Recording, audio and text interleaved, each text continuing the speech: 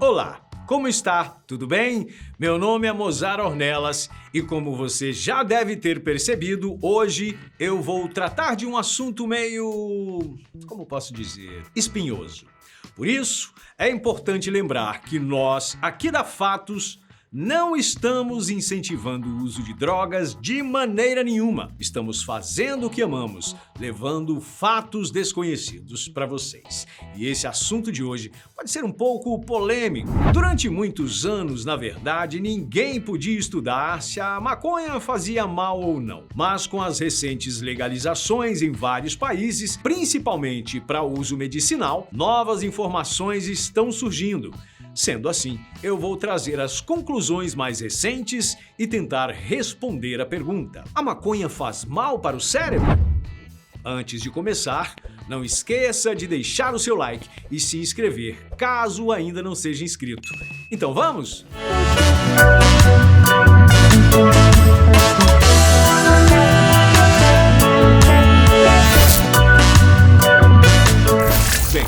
Você aí de casa, com certeza, já ouviu alguém brincando sobre quando uma pessoa está meio devagar, é porque ela deve ter fumado um cigarrinho de maconha. Isso pode até ser verdade, algo que já vou explicar melhor já já. O que eu quero mostrar antes é que a sociedade já tem alguns conceitos bem fixados sobre um usuário desse entorpecente e também os efeitos que ele causa no organismo. Aqui no Brasil, a primeira vez que a substância foi proibida foi em 1938, durante o governo do presidente Getúlio Vargas. De lá para cá, foram décadas de guerra contra o tráfico, um confronto que foi além dos combates entre policiais e traficantes.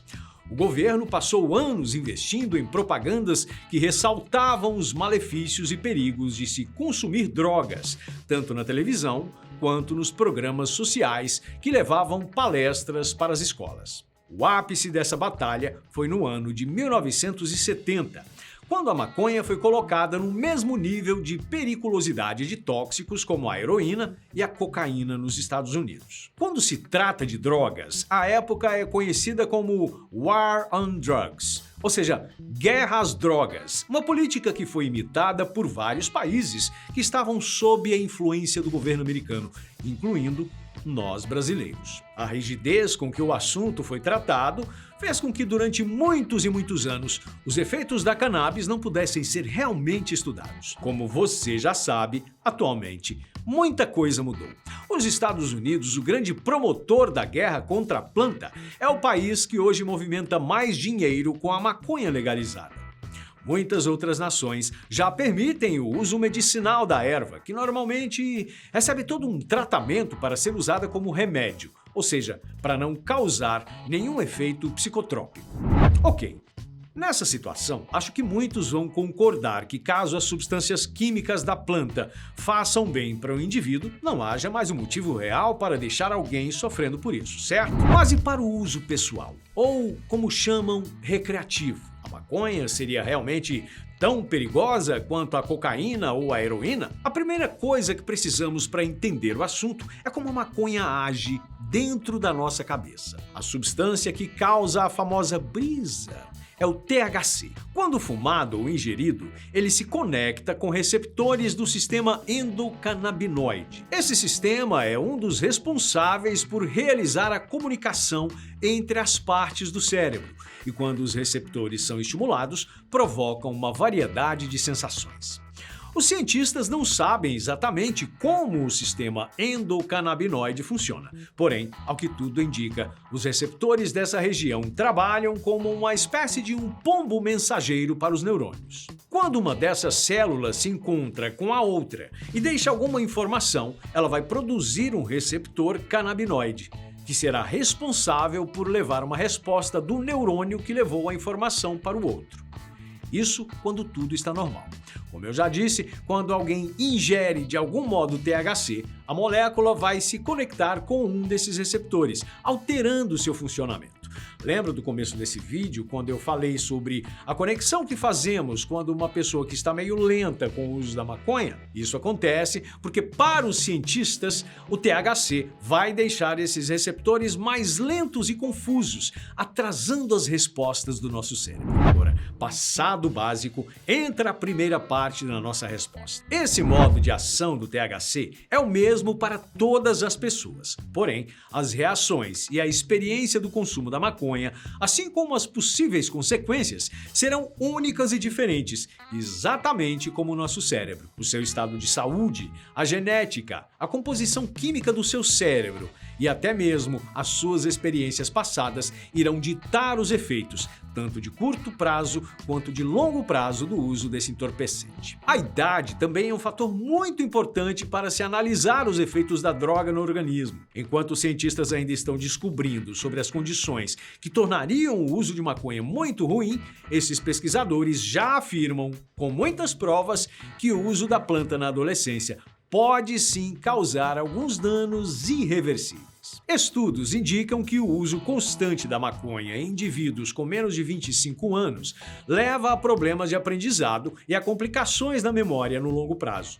Isso porque nessa época o cérebro ainda está passando por uma fase de consolidação. A matéria branca está acumulada em lugares com maior número de endocannabinoides, o que faz com que usuários de maconha nessa faixa etária alterem ou danifiquem a construção do seu cérebro. Esses estudos também apontam que quanto mais novo for o indivíduo, mais os danos serão agressivos e também maior a probabilidade deles serem irreversíveis. Voltando às particularidades de cada pessoa e como elas vão influenciar o uso da planta, os estudiosos sabem que a planta está ligada à esquizofrenia, mas não sendo a causadora dela. Uma das consequências da maconha é a alucinação, comum apenas quando a droga é consumida em altas doses. Caso você não saiba, a esquizofrenia também é marcada por esse tipo de efeito. Cientistas estão traçando uma relação entre o gatilho da doença e o uso da droga. Não se sabe ao certo porque as pessoas têm esquizofrenia, porém, muitos acreditam que a genética seja um dos maiores fatores. No caso da maconha, e especificamente do THC, essa substância funcionaria como um catalisador para a doença, ou seja, nesse caso, seria algo que incentivaria o aparecimento da enfermidade. Muito se discute se alguém que desenvolveu esquizofrenia, supostamente por fumar maconha, iria despertar a doença em algum momento de sua vida. Outra questão importante em relação ao consumo da planta, e nessa situação para o uso de qualquer droga, está ligada à resistência. Assim como todo tóxico, de acordo com a utilização, o corpo fica mais forte e adaptado. A pessoa, para ter o mesmo efeito do início, vai ter que aumentar a quantidade de doses. Isso faz com que as partes mais tóxicas sejam inseridas mais vezes em seu organismo. Não existe uma dose letal de maconha, ou seja, ao contrário de entorpecentes como a cocaína, é praticamente impossível se ter uma overdose de maconha. Além disso, parar de usar não causa uma abstinência tão forte quanto outras substâncias.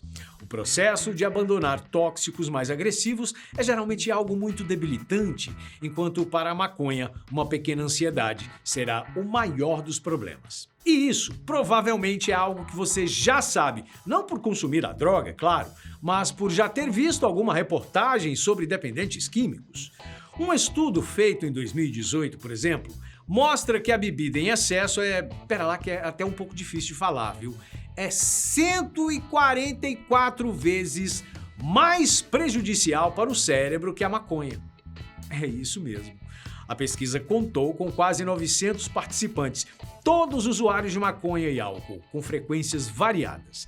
Os cientistas notaram que os que consumiam bebida alcoólica frequentemente tinham uma redução da massa cinzenta e branca muito maior que os usuários de maconha. O dano registrado do álcool foi muito próximo ao de drogas como a cocaína. E mais uma vez, para reforçar, eu não estou dizendo que é para você abandonar a sua bebida e mudar para maconha não, viu? Eu estou aqui apenas trazendo dados. No entanto, se estiver exagerando naquela cervejinha, é melhor tomar cuidado.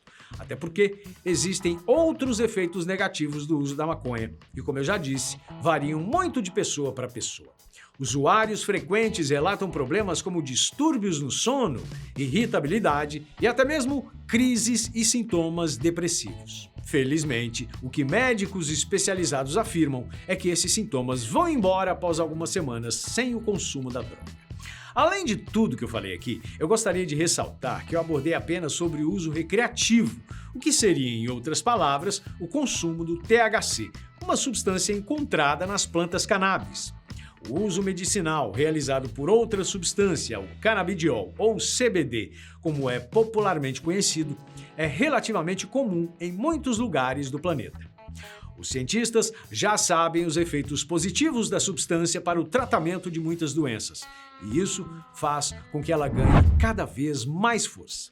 E hoje eu fico por aqui. Fala pra gente aqui nos comentários o que você acha desse assunto. Diz aí também se quer ver mais conteúdos apimentados como esse. Vai ser uma alegria trazer essas abordagens pro canal. Um abraço e até a próxima.